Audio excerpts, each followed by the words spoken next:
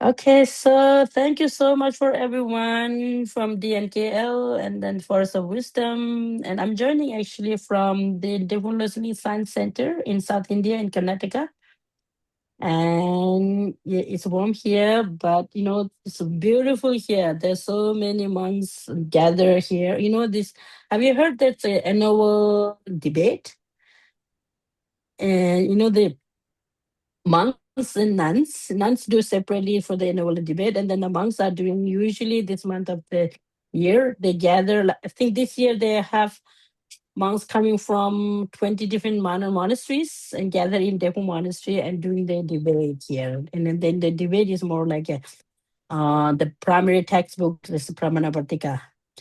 And His Holiness is here just across us, just 3 minutes walking distance. His Holiness is, here. So it's really, really fortunate for us, come to this room together, you know, through Zoom. And I feel like I really feel like you're all here with me. Doesn't matter, distance doesn't matter. When the mind is there, when our heart and mind is here, then we are all in the same room, in the same page. Following the Buddha's teaching and His Holiness the Dalai Lama's teaching on compassion and bodhicitta and wisdom emptiness, and then of course, understand the divine ordination. Okay, so as usual, let's do uh, setting our proper motivation. Everybody can hear well, right? Yes, Good. we can hear you very well. Wonderful. Thank you. So let's visualize our refuge field and then bodhicitta fields, and then the purpose of our practice or the studies. And just visualize in front of us Buddha Shakyamuni and His Holiness the Dalai Lama, and then any other enlightened being that you regard them as a veneration, or respect them as your teacher or your mentor, your instructor, your guidance, or your role model. Could be not necessarily any Buddhist figures, but someone who is really working toward the benefit of all beings. So it's someone who is really compassionate and who work for the service for the humanity. And you can visualize all of them in front of us, because you know we should admire and respect for those who ever work for the benefit of humanity, meaning those who are living with the compassion and bodhicitta, and then they sharing their experience, sharing their teaching, sharing their resources with wherever you need it and whenever you need it. That's very important. But because of that, when I say refuge field, meaning we are all seeking some protection from external and also internal. The main protection is for internal, and then which is our own goodnesses, our own like virtues section, and our own practice. you know so we are studying, we're learning about how to really deal with our mind, and how can you really how do you really manage our emotion. So this is very, very important thing, very important topics also. So because of that, we need a lot of support from external thing. Meaning, when I say external, with the Shakyamuni, who is our refuge, His Holiness the Dalai Lama, who is source of our benefit, who is our guidance, who is our shining light to dispel the ignorance, or to dispel all the negativities that it's going on within our mind, and that's showing us that's the path to clear and work toward the peace and happiness for oneself and others. So because of that, it's good to have a refuge field in front of us, Buddha Shakyamuni, His Holiness the Dalai Lama, and then imagine that all the Buddhas and Bodhisattvas surrounded, they are in person. Just imagine they are all with us to guide us, to lead us, to help us. Okay. And then the Bodhicitta affiliate, just imagine that you're kind to parents, families, friends, and all living beings, non living aside, just around us. And then main purpose is to, to activate, to nurture our own goodness, which means we all have the seed of compassion and bodhicitta, and we all can become like the Buddha, and we all become like His Holiness the Dalai Lama. We all become like those enlightened beings because our minds, it's is so powerful. So because of that, just imagine that the whole beings are with us to practice and do some training our mind.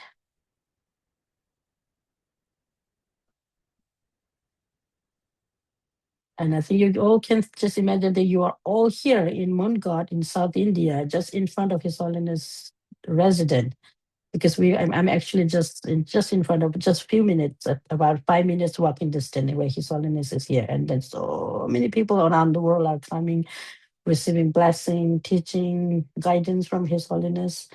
So which is so wonderful, and we are all connected. We are so fortunate because the technology also help us to connect, not just talking, but spiritually, making us like a one family, global one family, which is so so so so precious. Maybe some of you may have been to South India in all the great monastic learning center, because or both the Portals of Wisdom and DNKL, all of your teachers who were educated, who were practice, who were grow the spiritual development here in South India after they're coming back from, after they came from Tibet. So I'm here in Mongod. It's called Mongod, which is in South India. They're one of the biggest Tibetan settlement, where we have big, most of the big, learn Tibetan Buddhist and learning centers are here. And another one is Seda Monastery, which is in Balakupi. It's just about 5-6 hour, car ride from here. And then all the teachers, the geshes, many of the monks are gathered here in Mongod right now. Just a few minutes walking distance, they were debating, and I was just walking from there and listening them, and it was so soothing. So you all can imagine that all of you are here with us, and so right in front of His Holiness the Dalai Lama. Okay, just try to expand your heart and just rejoice that how lucky you are, how fortunate we are to be meeting the teaching of compassion and interdependence, and then most importantly, the teaching of the Nalanda Buddhist tradition, which came from India, and a Buddha who showed us the teaching, and then all the Nalanda master, including Nagarjuna, Guru Sambhava, and then all the 17 Nalanda master, and then 80 Mahasiddhis and Siddhas, and how they really put effort to spread this teaching around the world.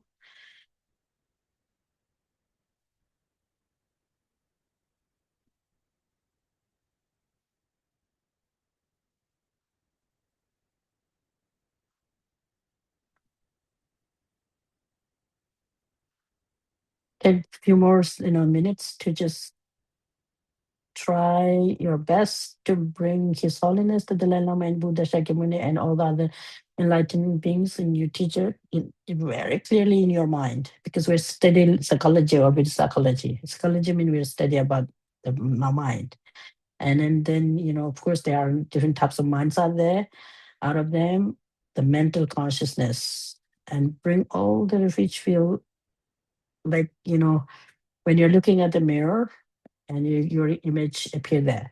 Same thing, His Holiness the Dalai Lama and Buddha and your teachers or other teachers just bring very clearly in your mind, the very, very clearly, very crystal clear, like that in the mirror, very clean mirror where the image reflects. Same thing that all the refuge, source, the our refuge, Buddha, Sangha, and Dharma. And right now we are just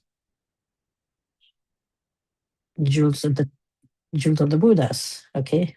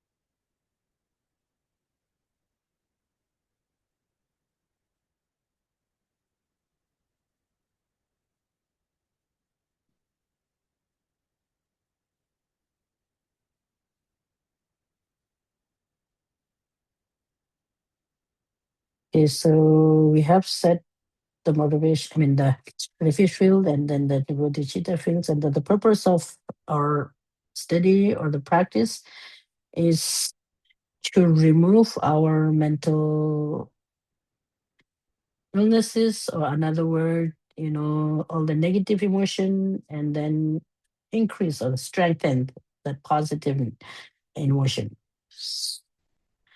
For that, why we're doing that? Because all the negative emotion, the present which disturb our mind, right? Because of that, we want to, remove them step by step. And then how do you really do that? We need to learn, we need to understand true nature of the mind.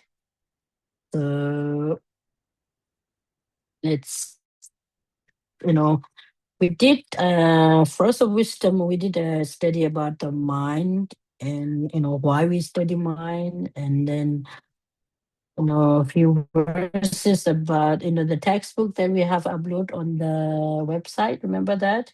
Buddhist psychology, which was published by Tibet House in New Delhi. And shorter version, it's clear actually. It's more like a kind of a condense, but it explains. But the DMKL participant, I think we haven't done that. The first part. And first wisdom, we did a little bit up to the sevenfold division of the mind, and then before that, actually, there are three verses, three or four, Dhammapada, and then Abhidhamma Kosh, and then Acharya Chandrakirti explanation, like a brief introduction of mind. What does it mean by mind? And then His Holiness the Dalai Lama have stated about what does it mean by mind. So probably it's good to do a little bit of a revision. For the first wisdom participant, maybe it could be as a revision, but the DNKL, I mean, if some of you have already studied, maybe. But if not, you could just go through. So we have the books, all have everybody have the download the textbooks that we have to upload on the website, right? No, I didn't get up. I didn't. You. Oh, I I don't believe I see. have a link. I can easily add it, but I don't. Was it included in the I description? I think oh, the I name of the see. book was, but not a link. If you send it to me or someone sends it to me, I'll add Okay, it. let me just check. I have thing. Yeah, yeah, yeah. I can search and then just send it off to you on the WhatsApp, and you can. Yeah, that's perfect. And Um, then I'll add it yeah, while we're yeah, talking. yes, yes, yes. That's right. No problem at all. We're easy, Mhm. flexible. Yeah, we just keep it easy. That's really good. That's That's very right. Have important. to. And we don't, if sometimes you can just try to do too technical thing, it's not boring, but 1 minute, 1 minute.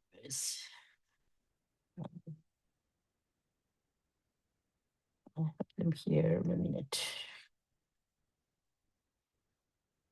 While we're searching, others, you just think about, try to think about what kind of thing come into your mind when you say mind, psychology. And not really touch, you don't have not necessarily talk about the Western psychology or Eastern psychology or ancient psychology or things like that. Just think about how our mind operate and how our mind really works, and then how this emotion arises. And just think about, do some exercise or meditation, and can you make a differentiation between the mind and the body? The mind and the bodies are one or the different, and then what kind of connection with the mind and the brain, or the mind and the body in general? So think about this thing while we're searching this textbook. The others have, but it's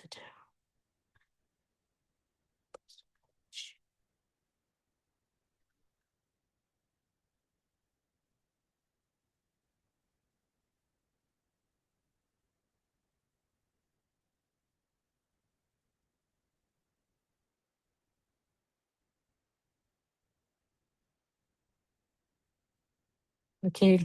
Lydia, did you get it? I just sent it and I went to WhatsApp.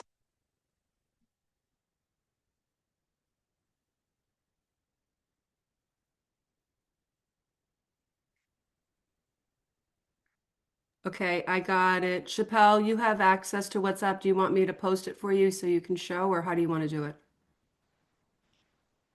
I You're in don't. our group chat. Yeah. Yeah, I don't see it there though. I post on Oh, the group chat that's too. okay. I got it. I got it. Don't worry. I got it. Oh, good. Thank you. I'll send it to you, Chappelle. I'll Oh, put it in the that's chat for good. everyone, okay? And then that way, and then I'll add it. How's that? Thank you. Thank you, No Gloria. worries at all.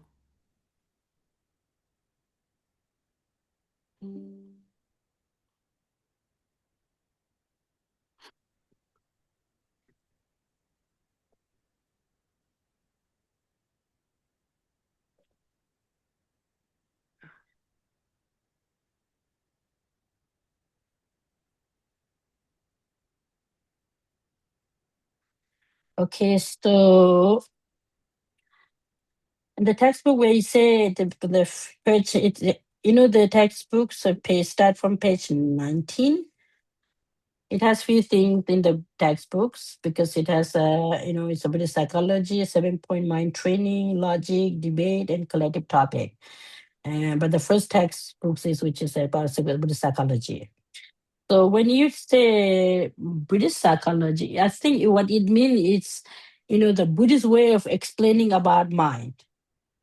It not necessarily you have to take kind of a refuge, or you have to like you have to be like someone who believe in like any religious thing. It's just only talking about how our mind work. Jason, are you looking at something? Can you hear? Okay, Yeah, we can hear you. unmute. Yeah, we can hear Oh, you okay, cool. perfect. And the Yeah, let me text just is pull in up the that. chat. The Geshima, text. do you want me to share the text while you're talking about it? Yeah, I think can you share? Would like to share the first Sure. page Yeah, just a because moment. You said the page 90? page 19. Okay, all right. Oh, 19, 19. Okay. Yeah,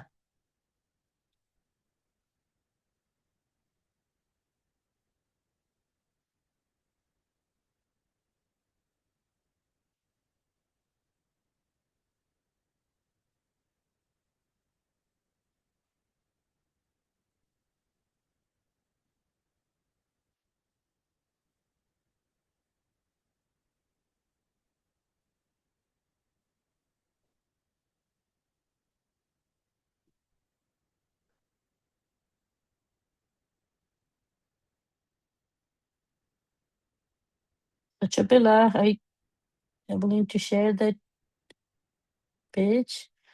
Yeah, I'm just navigating to it.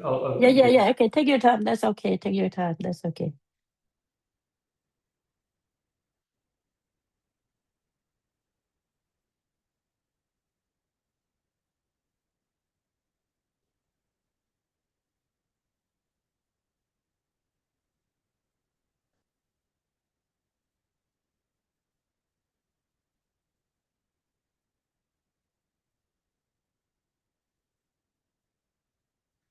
Thank you.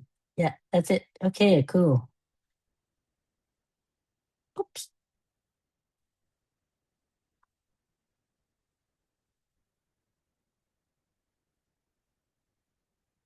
Hello?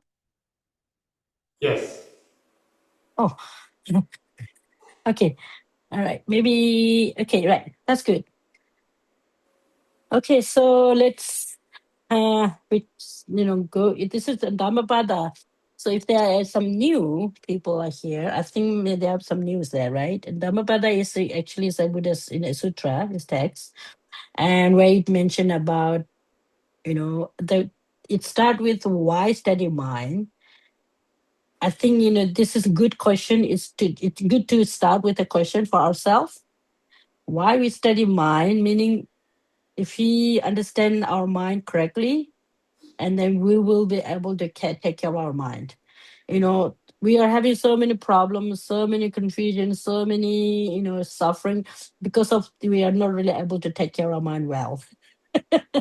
So that's why we need to study mind and to make the differentiation between His Holiness the Dalai Lama often used like destructive emotion and the constructive emotion. So, and then you could just get some example of what are the constructive emotion and what are the destructive emotion. And destructive emotion meaning it's a storing up to us, For example, the many things are in the destructive emotion are like anger, jealousy, attachment, aversion, and excessive sort of, like a mm, attachment towards someone, and then strong sort of aversion toward others. These are the destructive emotion. These actually really disturb you and disturb us, and that's why you need to study the mind really correctly and then identify those that helpful emotion and a helpful, like a constructive one, and then increase it, and then identify the destructive one and then minimize it. Try to understand the nature and then how to you really overcome it. So that's why these are very important. When you say Dharmapada, we say both the world of sentient and non-sentient operate in all the multiple shades purely driven by the mind. This is what it says, right? So you need to understand what does both the world of sentient and non-sentient. Here you need to understand what does it mean by sentient and what does it mean by non-sentient. So I think I would say sentient means someone who have mind, who can like experience pleasant and pleasure. Those are sentient. And those who don't have mind and those who can't really experience pain and pleasure, they are non-sentient. And then when you say sentient, sentient beings, sentient mean it include like human, animals, and in many of the Buddhist textbooks where we have like a six different, like a categories of animal, like a sentient beings in the universe. For example, we call it like the six migrator, meaning three lower realms for beings, like hell beings, animals, and hungry ghosts, and then the three higher being, meaning human, gods, and human demigods. So these are the sentient, and then the rest are non-sentient, and the rest meaning plant, rock, mountain, like water or other elements. These are not sentient. This is what I could say. And then how come these are purely operate? How come these are operate in what was that? Both the world of sentient and non-sentient operate in all the multiple shades purely driven by mind. It's quite deep thing, and you can think a lot about that. How these operate. So, for example, I was explaining about destructive emotion and then the constructive emotion. And constructive emotion are like a loving kindness, compassion, understanding, wisdom, and respect for others. These are the constructive emotion. If you understand these and multiply these, strengthen them, and that's how we make progress. And that's how we grow toward the spiritual way, more like a you know so both the world of sentient and non-sentient operate in the multiple shade purely driven by the mind. So it means like the mind is the main thing, whether you really have, whether you maintain, whether you spend our life as meaningful, more beneficial, far-sighted, broad-minded, and release some of the fear and some of the like a suspicion, some of the some of this narrow-minded is a thinking pattern. Very when you keep it very close-minded and too much like attached toward one, that me is the most important than the others. These mind actually disturb us. That doesn't mean don't take care of yourself. We need to take care of ourselves. We are very important people. And that doesn't mean neglect others and only taking care of yourself. Selfish. Too selfish is not good. But why selfish is good? Why selfish mean take care of yourself and as well as others. So that's why, the Dhammapada said both the world of sentence and non-sentient operate in the multiple shade purely driven by mind. I think I could give some example of that. How what does that really mean?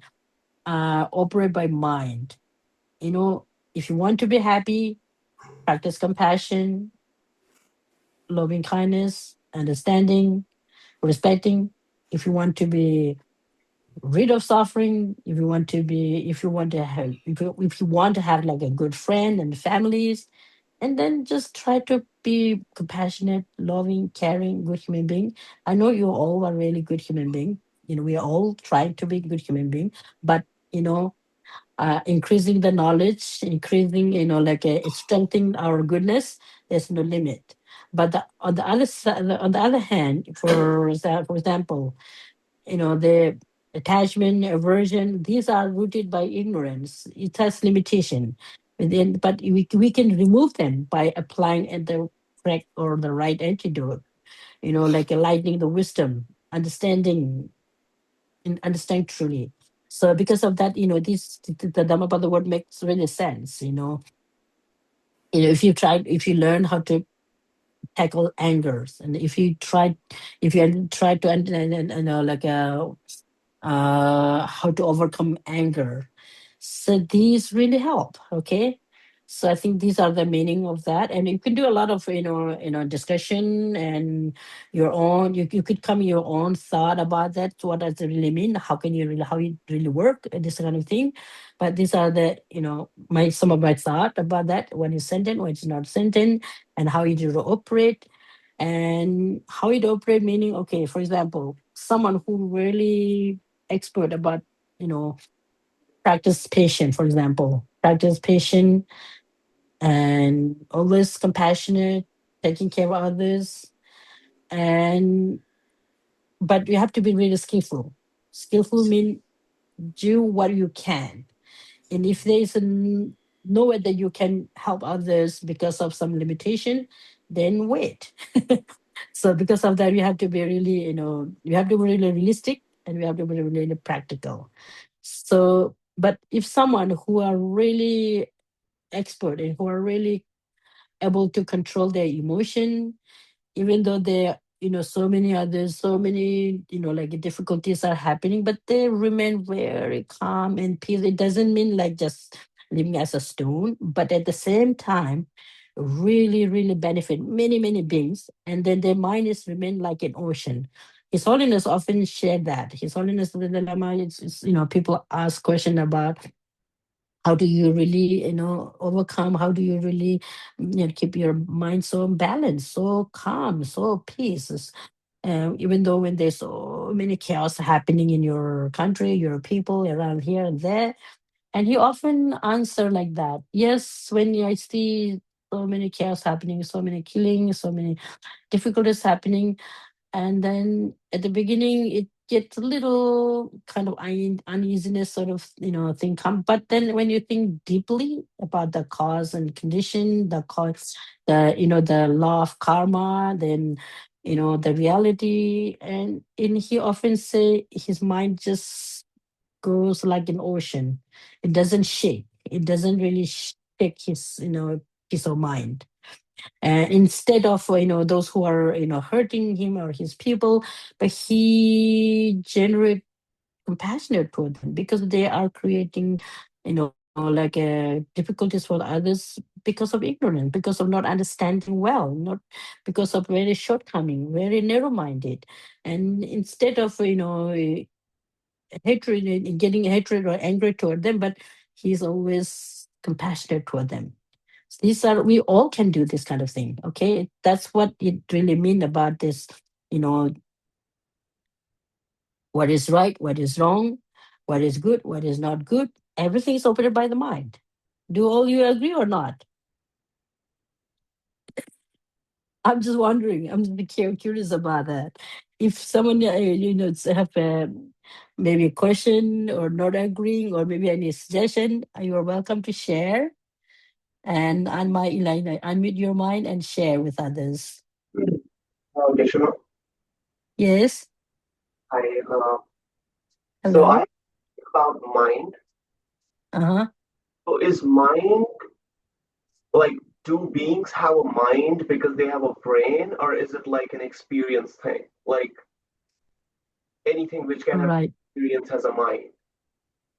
Mind meaning it mind. Oh, well, I mean the definition mind is clear and knowing, which is given. By definition, it's clear and knowing. It's actually come in the little, I think what was that? Let me see. Yeah, the definition actually A2, this is there. Okay, mind is not physical, non-tangible, but yes, it's experience. We experience, like a pleasant and pleasure, joy, and like a, what do you call it? Joy, gratitude, and rejoicing. These are these are part of the mind, meaning mental factors. Mine is experience, yes. But like, how do we know that the things we call non-sentient do not have an experience? Maybe they do Oh, not I have. see. Okay, how do we know? Okay, for example, you're saying, how do we know that like No, plants or rock have no experience? That's what yeah, you're asking? yeah. That's really a good question. But mm, do you think, okay, about the plant, there are some people who suggest plants are life, but not sentient. But the rock and others, they have no feeling. Uh, I know, but like, What do you think? how do we know that? Like, being How a do we know? how do we know their experience? Like, even if they have an experience, like it's not just like I've myself been wondering about it. Like, how do you know that like anything, like even like if I cut off my finger, how do I know the experience of that finger separate from my body? But when you cut your finger, you feel pain, right? Yeah, So when you feel pain, that means the phenomena that feeling pain is mind sensation.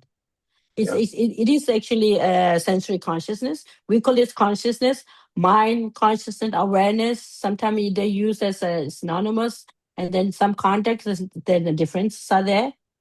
So when you cut your finger, you feel pain. But then once your finger is not really attached with your body anymore, then the piece of finger that cut it off over there is not anymore in like a part of the sentence. mm. But it, Are you it getting was that? just, yeah. No, my question was just like, how do we know like what the experience Or of? how do we know? How do we know that? Okay, for example, you're saying, how do we know that non-center have not experience, right?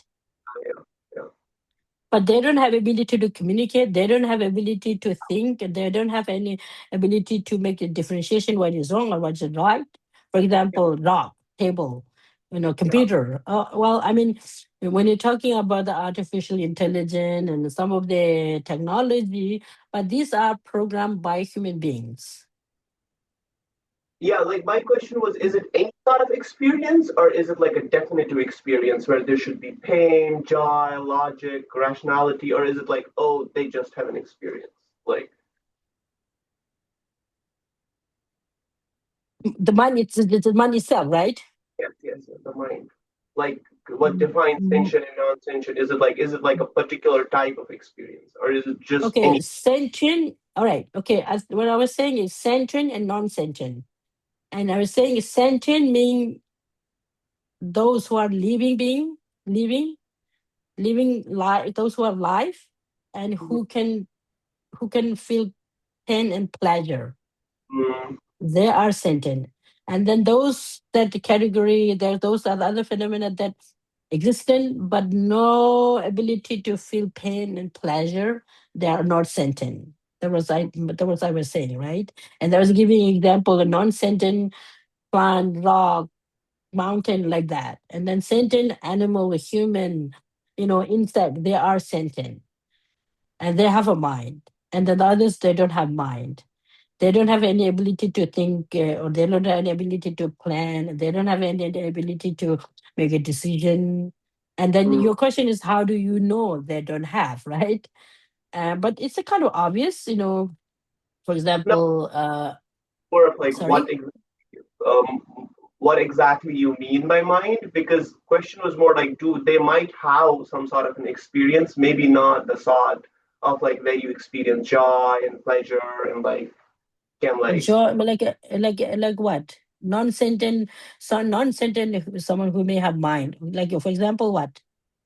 I'm just saying like they might have an experience which might No, not be no. in level Like of what? like Like if what? like acid on a rock, it like changes. So like it What is the acid like on rock? What is that?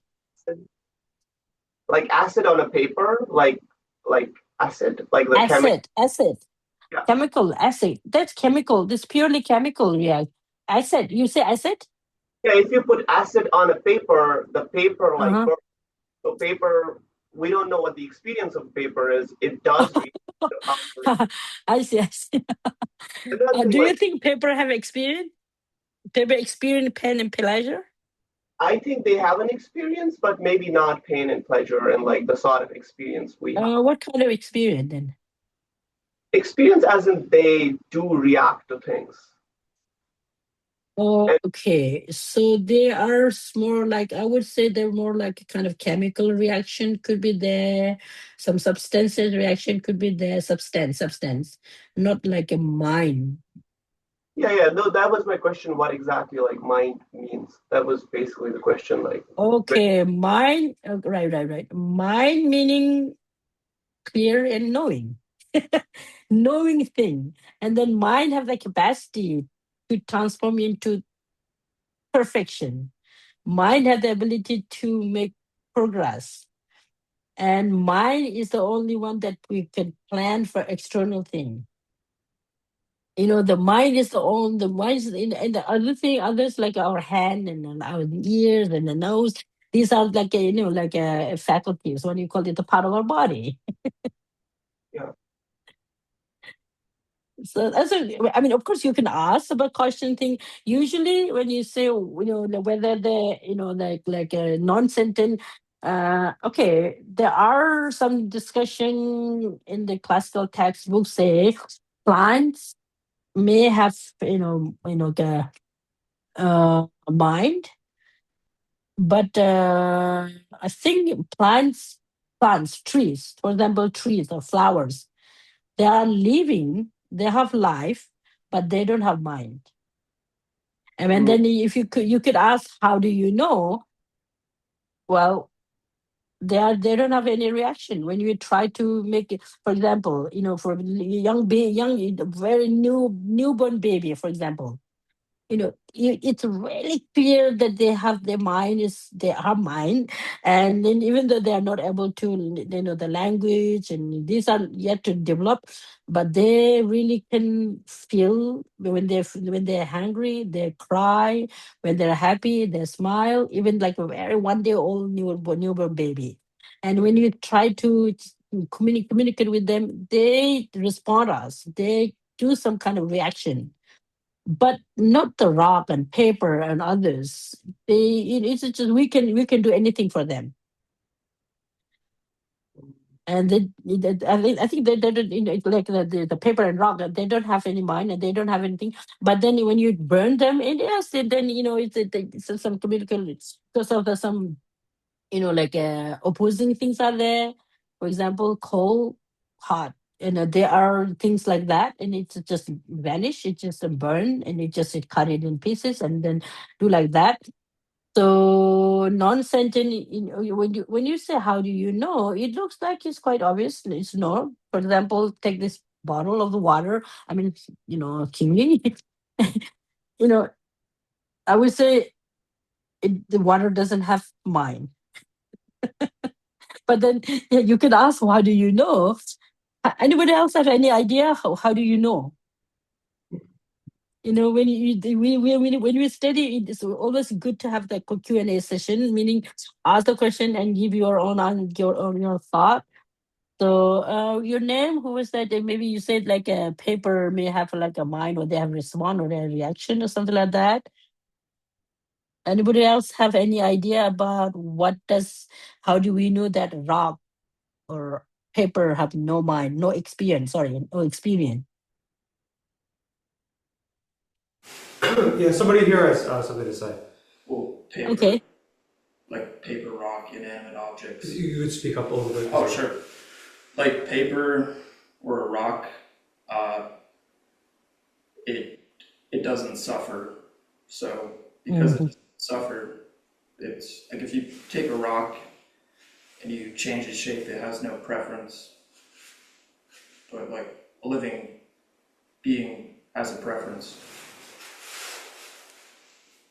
You can't talk to the rock and say, is it all right to make a statue?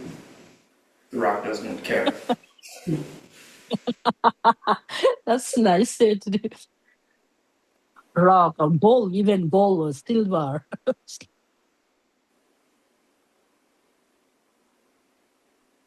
Okay. Let's read the next verses. The next verse, which is Abhidhammakosh, from the Abhidhammakosh, right here. Mind is the chief and precede them all. If with a pure mind one act or speak, misery follows, like a cart follow the ox. Mind is the chief and precede them all. If with pure mind one act or speak, happiness follow, like a shadow that never leaves. So would you agree with that? Mind is the chief. Mind is the main thing. If you act with pure, with a pure motivation, with a pure, like a motivation, if you act and speak and work and do whatever, pure mind follow right thing, happiness, more joys, more friendship, and then impure mind leads more suffering, more dilemma, more dogma, more conflict, more, confusion. So it's quite clear in a way, right? Mind is the chief and precede them all.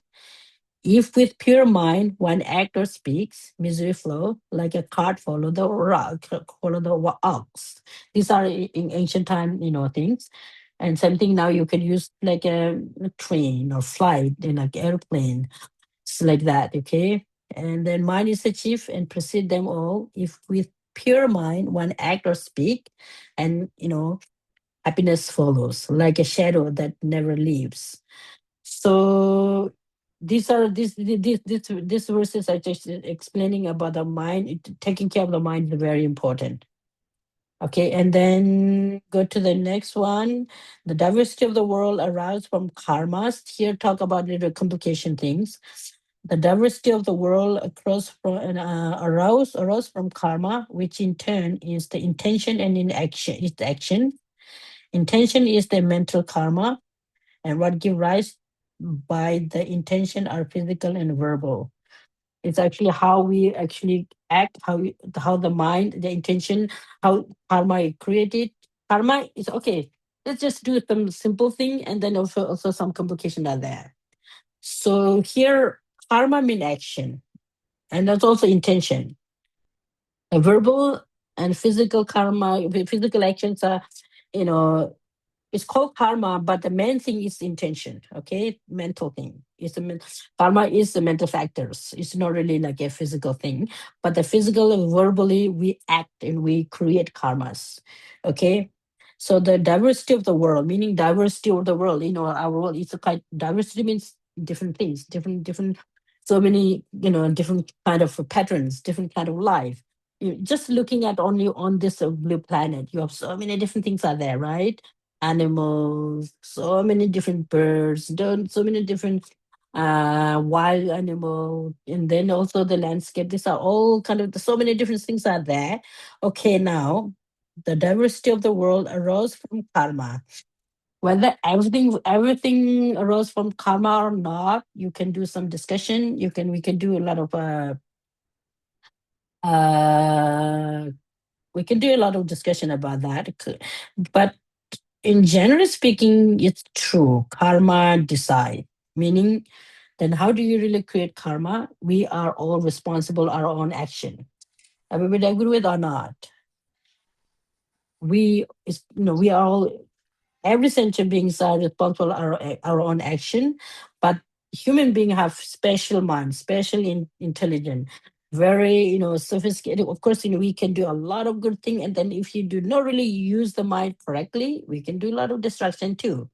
So because of that, we are the responsible. We have the ability to make everything right, all goes well, but then we also have responsible. If something goes wrong, we need to fix it. So now karma, okay, the diversity of the world arose from karma, which in turn is the intention and its action. Intention is the mental karma. Mentally karma, mentally when you intention to create things, that's in the mental karma. What give rise to by intention and physical verbal. These are okay. Now these quotations are coming from ancient and the masters' textbooks, and as from the Buddha's textbooks. It doesn't mean you have to agree what it says. It's just kind of a suggestion or guidance are given, and we can think about ourselves and then make the decision. But we can't really say right away right or wrong. Whether because you need to more and more thorough study, more like extensive studies are required to say no or yes. But in reality, if you think really carefully, if you give some thought on it, it's definite that the mind is really important, and taking care of the mind is the most important thing. If you are able to take care of the mind correctly, it's something really obvious that when you look at some people who are living really content, very respectful, and just very small thing, they don't really care. They're very far-sighted people, great mind, doing wonderful things for others. And then if you do good thing for others, our own benefit, our own needs just automatically fulfill. So these are quite obvious thing, and we have so many different examples in the world who do the service for others, who always dedicate their life for the others. Most of the time they are happy. Most of the time they are really content, and they don't have any regret when they are dying. Very happily, peacefully do this kind of thing. So because of that, the mind is a very important thing. Okay, so that's why I just started good to give that. And this Acharya Chandrakirti in Madhyamika Avatars, and then His Holiness the Dalai Lama Swan. Can you go a little bit down? It's good to just give thought a little bit. These are quite, like technical things are there, but Acharya Chandrakirti is, I think 6th century, right? It's all the ancient Nalanda masters. It is the mind itself that constructs the sentient world. As well as the utterly diverse container world. So the Buddha taught that all beings are produced from karma. Without mind, there can be no karma. Okay, without mind, there can be no karma. A lot of things need to be give us thought here. Okay, let's read the following again. And without karma, there can be no follow. Sorry, karma. His Holiness the Dalai Lama said in a dialogue with Western scientists in 1991, there are two reasons why it is important to understand the nature of the mind. One is because there is an innate connection between mind and karma. Karma means action. The other is that the other is that our state of mind play a crucial role in our experience. See here, our state of mind play a crucial role in our experience of happiness and suffering. It is therefore essential to understand the mind to systematically purify, enhancing the mind for the process of achieving enlightenment. Okay, here, the first one where you say, if mind is achieved and proceed them with pure mind with pure mind act or speak, how can I say here? Do you agree with? Everybody agree with that? Okay. So the other, let me see, he's only let me see in a dialogue with Western scientists. Okay, now maybe I'll just explain a little bit about why His Holiness the Dalai Lama is actually doing a lot of dialogue and conversation with the Western scientists, educationists, and physicists. Because we are actually living some very interesting world. Everybody's there's so much trauma, so much mental problems are happening for the youth, for the many people, and so a lot of sufferings are there in the world. And His Holiness is in embodiment of compassion. He wanted to leave us happily. And then how can you really live us harmoniously, happily, if we understand our mind, how our mind work, how our mind, emotion, like keep our minds balanced. And so there are so many, rich kind of thing that we can exchange. The scientists or the educationists have offered to bring about peace and compassion for our society. So that's the main reason. Main thing is about how to really work together to create our world better, and how can we really create our children, educate the children with a very basic understanding of mind. How can these are the I think His Holiness men focus, or His Holiness wish to people to study our mind and identify this, the positive mind or the useful mind or the constructive mind, and then identify the negative mind and the mental factors, and then reduce try to understand, try to control, meaning try to understanding about practice patient, help you, protect you, lose friend. We make create so many enemies, and then we suffer at the end. So maybe those are the maybe a very important thing why His Holiness has actually created that's a different, you know, having conversation and dialogue and seminar and symposium in different places and different part of the world. So that's why it's quite important thing. And okay, now I think let me see. Yeah. What time is there now? Right now here it's 11:06.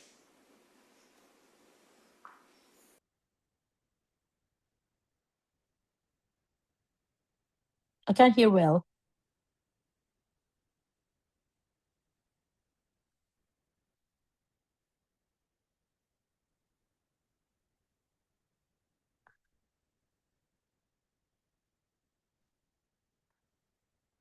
Okay.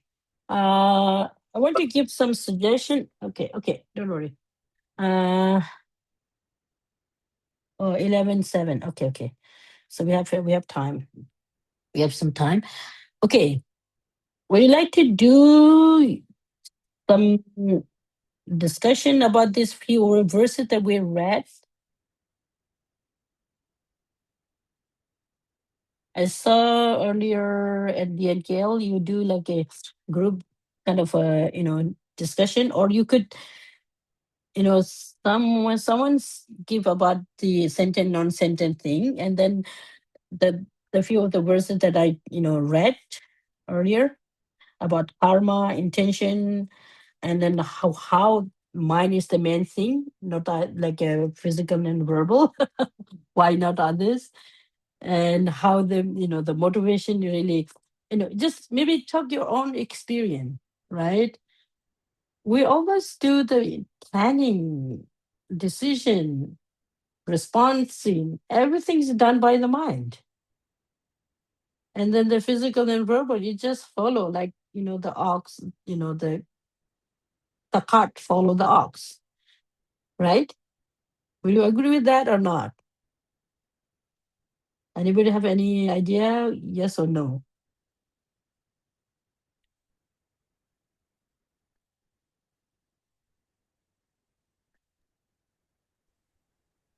say yes, because generally what we do is a reflection of our thoughts and patterns over time. Like, even from a psychological, Right. if we immerse ourselves continually, for example, in being anxious about something, we're more likely to fail at it because we're constantly thinking of the worst outcome. It's the cart follows the ox naturally because we're immersing our minds in something, and therefore it's influencing the way we act in the world. It's a pattern. Exactly. Yeah, yeah. So everything influenced by the mind. So because of that, the mind is important. That's really true. Thank you. Okay, so then I would just thinking of suggest there are, like a number of people online, there are 25 of them.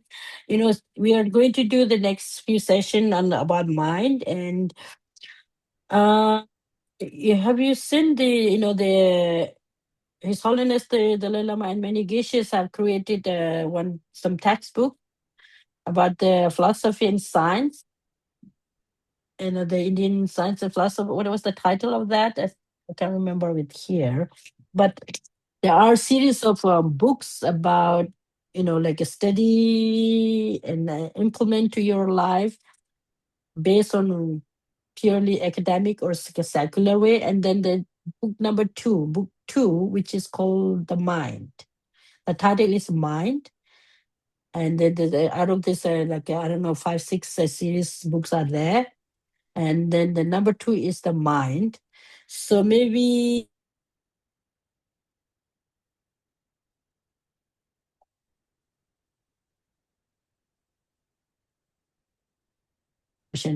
and these books that talk a lot about how to really increase the compassion, why we practice compassion, what benefit you get the compassion, and how to deal with. Oh, yeah, that's good. Thank you so much. Okay, these books are really good.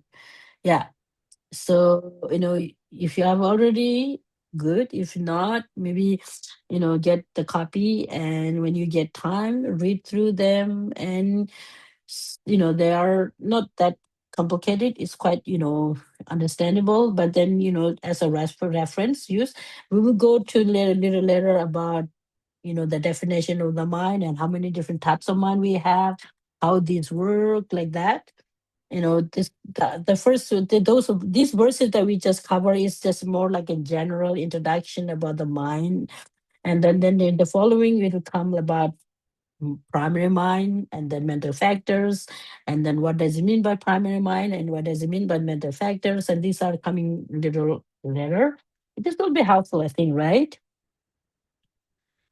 Very helpful. Very, very helpful, because need to know the motivation, planning, very well planned, and then when you say affliction, people often say like a negative emotion. You call it negative emotion or affliction, meaning ignorance, jealousy, attachment, aversion. These really stirred up us. When you are jealous to others, we are not really, we do not really, maintain ourselves like in normal way.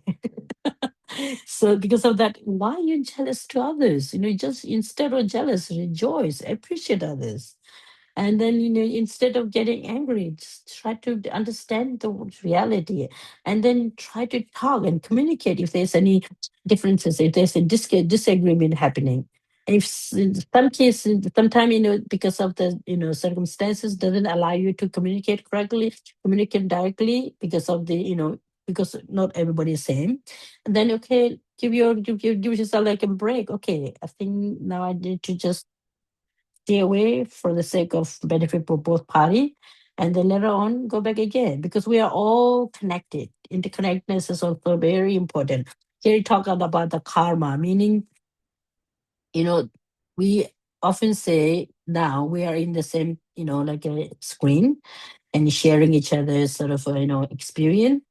We may have created some collective you know karma sometime in the past, and it meant to happen to us to meet together and then sit together and discuss about the mind. Right? And so these books are very helpful to read and give some thought on it. Just not just reading, but give thought on it, and then try to apply them to our daily life, day to day life. these could be work for, it's really helpful for your work, your study, dealing with your family, dealing with your country, dealing your community. It's always really helpful. And in this way, actually, it's always put a lot of effort to create these books. I think over 20 or nearly 20 or 15 to 20 years. It's all came from, the ancient Indian wisdom that comply into like a very academic way to educate people to create in a better world. So, understanding mind is very important. And then especially the books number 2 with mind, and all others are also very helpful, very, very important. But in this context, the psychology part, that's very, very important, textbooks. Okay, so I think I will actually let's just read the definition of the mind. Triple like maybe just move a little bit down.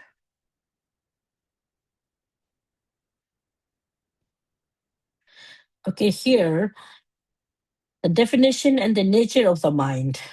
So definition of the nature of the mind. Here, definition mean meaning. Okay. Definition mean what does it mean by mind? And then what is the nature of the mind? Okay. The definition of the mind or consciousness. Here, mind and consciousness make this meaning same. But then there's also another word, awareness too. But awareness have slightly different, connotation. But here, mind and consciousness are same. So the definition of the mind or consciousness is that which is clear and knowing. So clear and knowing. Clear meaning you often use like a metaphor, the mirror, very clean mirror. And then knowing aspect, knowing meaning mind is the one that knowing thing. Education, we say educate. We need to learn. We need to in a program make a progress in our education, our understanding, our collaboration, anything. These are all actually done by the mind. So the mind is clear and knowing. It's quite like straightforward in a way. So not the brain. But you can argue why not the brain know things? Because when you say about the eye consciousness, the ear seeing things, hear things, feel things. So these are we call it sensory mind, sensory consciousness, and the mental consciousness. But out of the sensory consciousness and the mental consciousness is the most important. And then you need to understand how can make the differentiation between mental consciousness and then sensory consciousness. So mental consciousness sensory consciousness are more kind of gross in a way, but of course there are some subtle things there. But the mental consciousness is the one had ability to plan, respond, progress. When you talk about wisdom, compassion, loving, caring, these are all part of mental consciousness. So clear and knowing. Maybe just do some. We can just do some exercise about the mind and body. Think about the mind and body. So the mind is separate than the body, definitely. And then how it is, you can, for example, when we sleep, we sometimes we have a clear dream. Physically, we don't do anything, but we have a clear dream, and we remember everything in when we wake up. So these are all mind mental activities. Okay. His Holiness the Dalai Lama describes the intrinsic connection. Okay, this is the interesting thing here. Intrinsic connection between the clear and knowing aspect of the mind this way.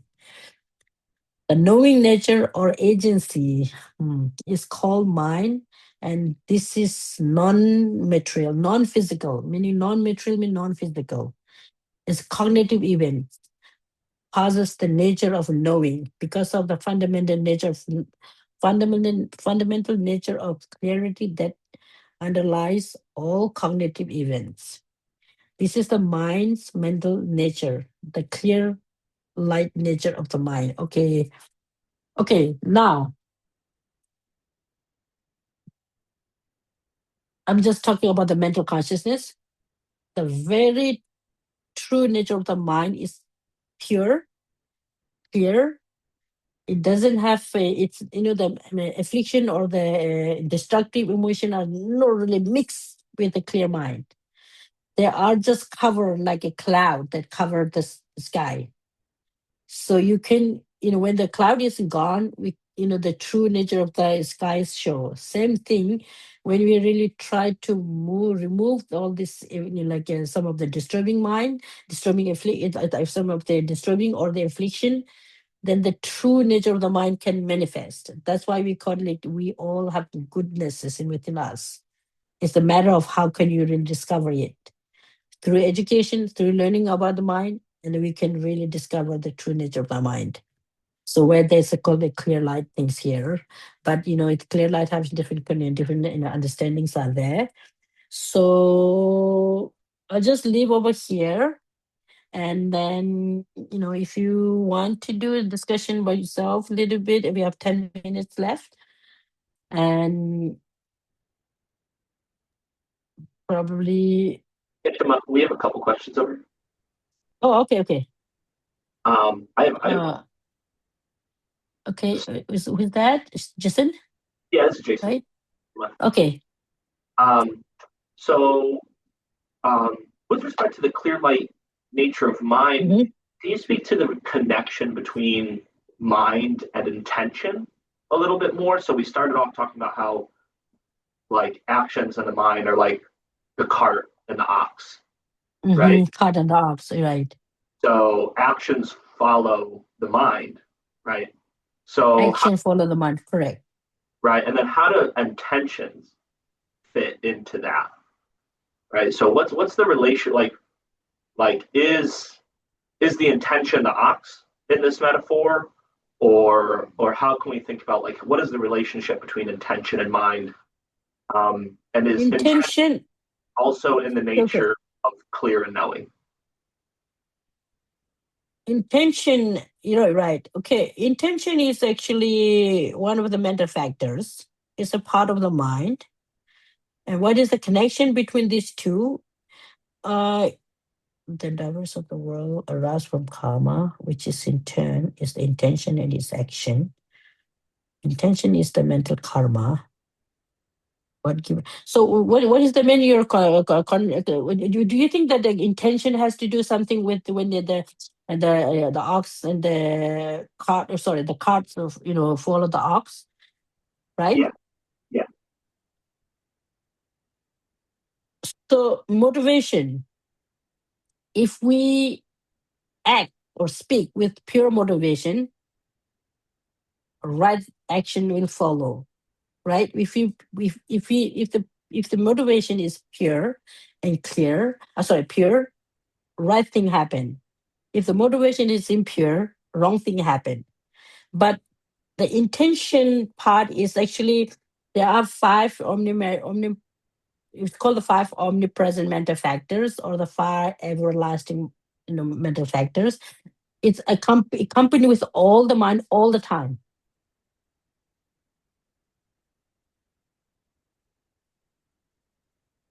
Are you getting that?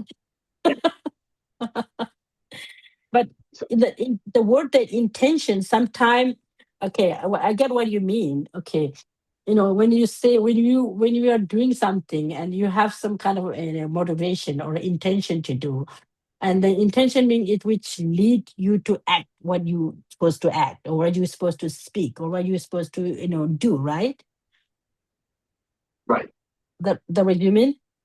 So there are cause and effect relationship could be there, the action and then intention. Cause and effect relation, remember that? Right. And action. This is like a part of the mind. It's a part of the mind, yes. It is part of the mind. It's a part of the mind. It's a mental factors. When you talk about making the differentiation between mind and mental factors, intention is mental factors.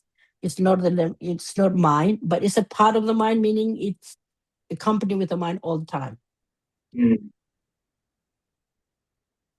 Yeah. So anyone else, and any? Okay. Yeah. Part is is intentional. Is it intentional karma?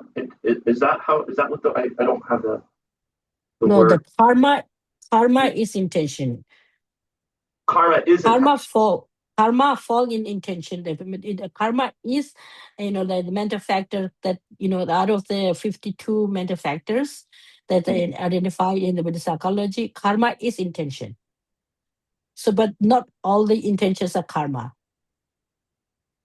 So in this Karma sense, itself is intention. Yes.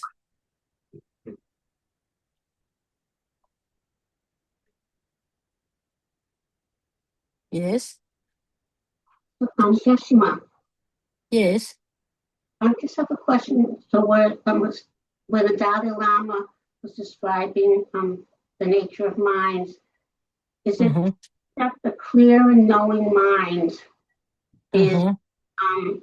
all is present, even though we don't really have direct awareness of it in all of our mind activities, even though it's covered with obscurations and things, it's still somehow working and part of all of our mental activities. Clear in knowing, when the His Holiness explanation about it's always there. It's always accompanied with our mind. Sorry, what was your main question? Like, okay, I think Melinda, you're talking about the what was that? Like when I'm making an intention to say hello to someone on the street, somewhere in there, even though I have all kinds of afflictions and stuff, the clear and knowing Right. is still present and actual and somehow Yes. engaged in that activity to some degree. Is that true? Yeah, the clearing knowing is always within our mind. But then the afflictions are more like temporarily blocking to any mind is clear and knowing. The nature of the mind is clear and knowing. That doesn't mean that mind is without stain or without, but the true nature of the mind is not afflicted. The true nature of the mind, but it goes, and there are differentiation between the tennis system, have different, assertion are there. But the affliction, meaning attachment, aversion, all the, affliction that we have in our mind, these are temporarily there. It's not really mixed with the mind itself, like the very, very true nature of the mind. It's not really mixed with the true nature of the mind. So if it is in the nature of the mind, then impossible to remove them. It's difficult to, eradicate by applying the right antidote. So the clear knowing is always there as long as the mind is a clear knowing. It's a necessarily clear knowing. Okay, thank you. Yeah, sure. So Geshema, my question is Yes. mind is clear and knowing? Yes. Like just mind. It's not like the true nature of mind or like a No. mind. The It's like definition of the mind is clear knowing. And then the true nature of the mind, where you talk about the Buddha nature, these are different, these are a different area. so Clear knowing is just the nature of the mind. so even a mind afflicted and like in pain, Afflict, traumatized is still yeah, you debate actually about what about ignorance, right? like what about ignorance? Also, what about like if like obviously at any age of your life, your brain has a lot of like pain, like has a lot of bias, has a lot of which has developed through the experience. So is that Right. still clear and knowing?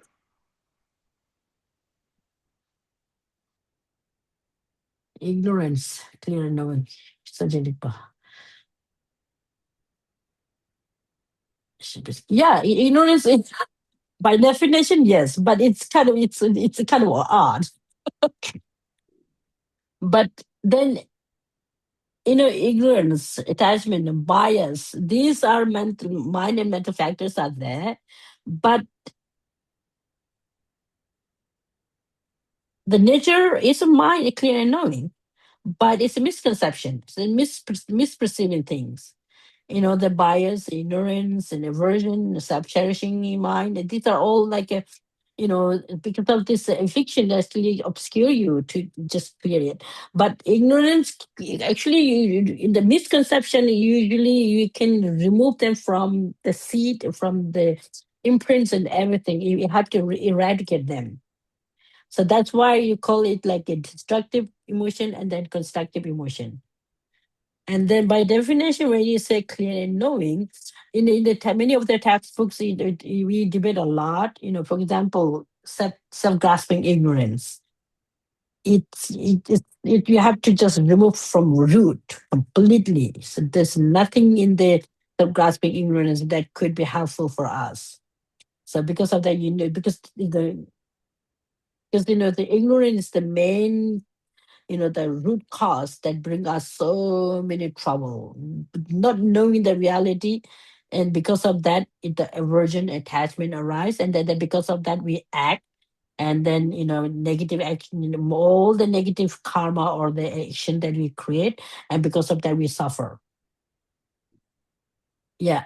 But the true nature of the mind, meaning the real true nature of the mind, is not mixed with the affliction, especially the primary mind, the sixth one, which is called the mental consciousness. They will say that there are 5 primary mind. Maybe I'll just mention that 6 primary minds, and then 52 mental factors. The 5 primary minds. 5 sensory consciousness, or the 5 sensory, or 5 consciousness, which is a sensory consciousness, and then the 6th one, which is a mental consciousness. And out of the 6, the main thing is we need to understand the nature, how it react, how it really work. We need to pay more attention to the 6th one, which is the mental consciousness, because attachment, aversion, these are all connected with the mental consciousness rather than the sensory consciousness. Yes, the sensory consciousness are also very powerful. Sometimes it really trouble us. Because of that, we need to we have to make sure that external stimuli, external factors do not really influence our own mental state. We train ourselves to control. The person should be able to control the mind rather than the mind take over us.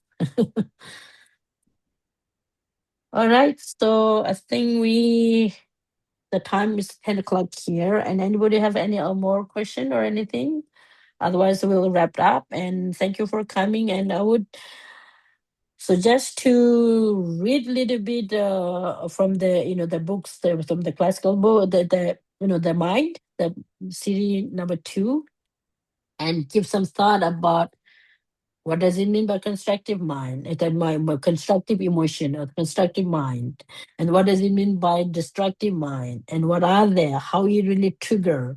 How you really give us, like unpleasant feeling? And then there's some of the constructive one. There's some of the helpful mental factors. Okay, these are something that I need to cherish. I need to, like increase this strength, make it stronger, so that if we make our mental health healthier, mental states stronger, and then it will help to maintain our physical health is also good. So it's really, really important for us to just always pay attention to the mind and then the action, rather the others just follow, right? So thank you very much for coming, and let's do the dedication. And mentally we just dedicate whatever positive or virtuous, karma or action that we have created together. So physically we are quite far, but mentally we are all in one page, in front of His Holiness the Dalai Lama, who is the embodiment of compassion, who dedicated the entire life to the humanity, who they spread the message of compassion, loving, caring, respect. So especially this year, we are all celebrating his year of compassion.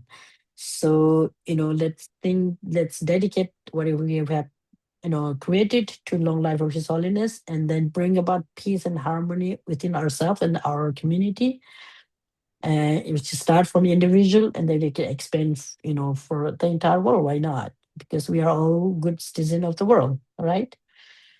Let's just mentally dedicate what we have, and this I can take.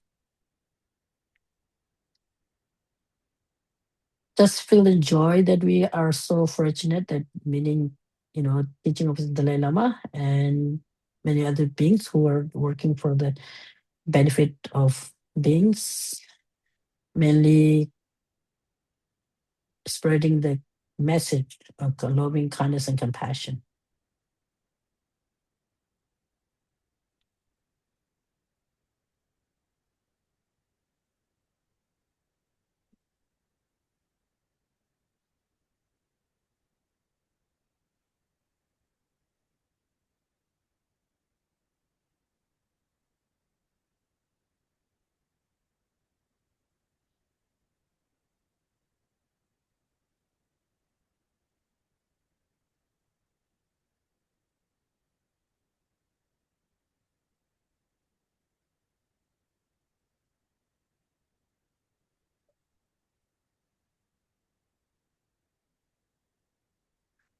Okay, thank you. Thank you, everyone, and have a good day, and see you next week.